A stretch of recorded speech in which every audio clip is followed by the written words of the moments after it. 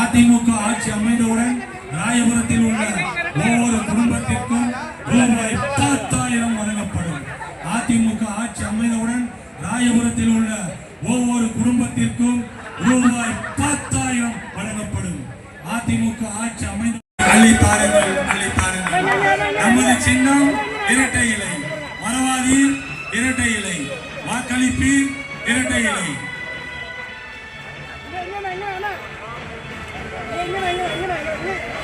அதிமுக ஆட்சி எங்க ஆட்சி இருக்கும் போதெல்லாம் நாங்கெல்லாம் வந்து எம்எல்ஏ மந்திரி போலீஸ்ல தலையிட மாட்டோம்.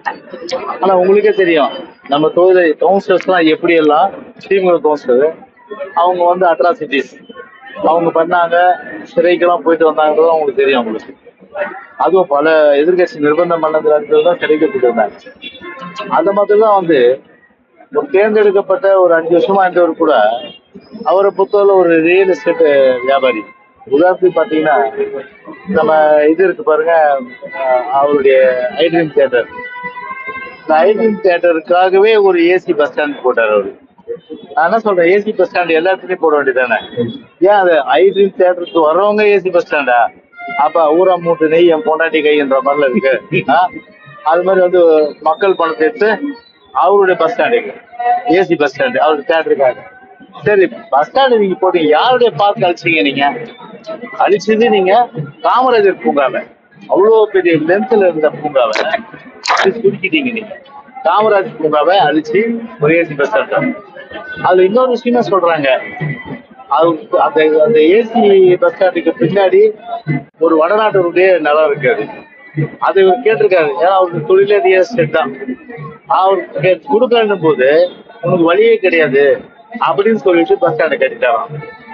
நான் ஒரு உதாரணம் சொல்றேன். அதனாலதான் இன்னைக்கு வந்து பாத்தீங்கன்னா அந்த கட்சியில வந்து சீட்டே கொடுக்கல அவருக்கு. அது அவங்க உட்கட்சி பிரச்சனை. அவருக்கு உட்கட்சியுடைய இது விவகாரம், அதெல்லாம் தலையிட இருக்க. ஆனா நீங்க யாருக்கு வேணாலும் கொடுத்துங்க. ஆனா மக்களை பொறுத்தவரை வந்துட்டாங்க. அப்பதான் நமக்கு எப்போதும் ஜெயிக்குமா தானே தேவை. ஏன்னா அவரால் எந்த தொந்தரவும் கிடையாது. வியாபாரிகள்ல இருந்து, அப்புறம் ரியல் எஸ்டேட் பண்றவங்கள இருந்து, அப்புறம் வந்து நடுத்தர வர்க்கத்துல இருந்து, ஏழை மக்கள் இருந்து எல்லாமே நிம்மதி இருந்தது. அடிப்படை வசதி கிடைச்சது, நலத்திட்ட உதவிகள் கிடைச்சது. அவரை முடிஞ்சவள நேரடியான உதவிகள் செஞ்சாரு. இப்படி எல்லாம் வந்து பண்ணதுனால கண்டிப்பா வந்து அந்த வித்தியாசத்தை உணர்ந்து மக்கள் பொறுத்தவரை இது பிரச்சனை மிஸ் பண்ணிட்டோம், இனிமே நாங்க வந்து அதை பண்ண மாட்டோம்.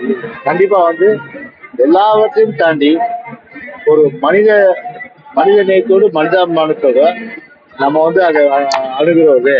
அதனால அவருக்கு தான் வாக்களிக்க சொல்லி ரச்சனைக்கு வாக்கணும். நல்லா தேர்தல் அறிக்கை அது இப்போ வந்து மக்கள் மத்தியில் ஈடுபட்டிருக்கு.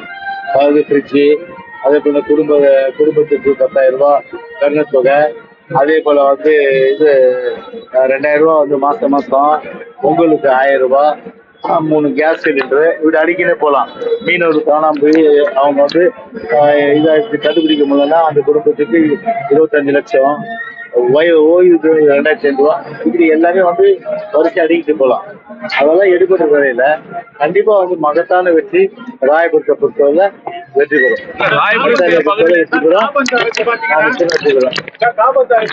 ரூபாய் கொடுக்குறவங்களுக்கு வீட்டுல வயதானவங்க இந்த முதியோர் பென்ஷன் இதெல்லாம் வாங்கினா தள்ளுபடி பண்றாங்க.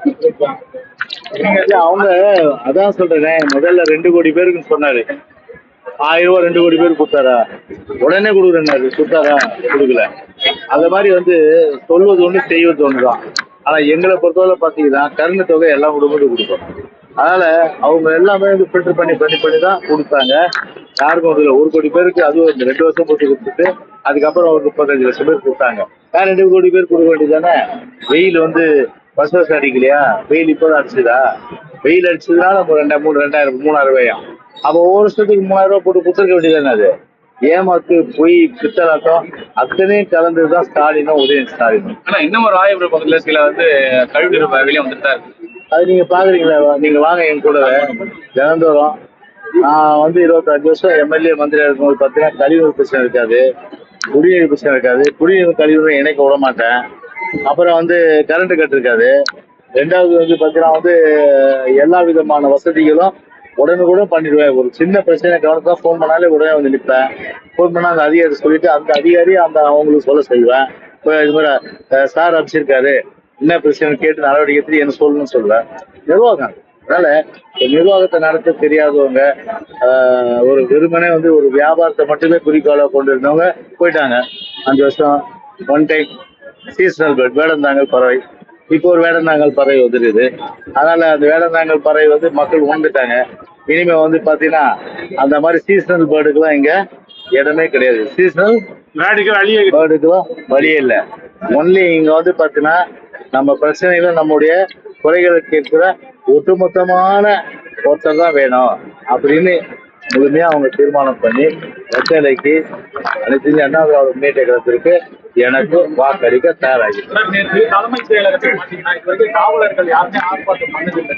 ஒரு குழந்தையோட கூட்டிட்டு ஸ்கூட்டிங் கூட அவர் தொடர்ந்து பண்ணிட்டு இருக்காரு. அரசு அதனால நேற்று திமுகவோட கூடிய தலைமை செயலகத்தில் போட்டிருக்காரு. அந்த குழந்தைக்கு தவறான ஆபரேஷன் பண்ணிருக்காங்க. இதுதாங்க அவருடைய குழந்தை வந்து இன்னைக்கு காவலர் வந்து அவ்வளவு வெளியில சொல்ல முடியாத அளவுக்கு துன்பத்தை அனுபவிச்சுட்டு நான் போகும்போதே பாக்குறேன்.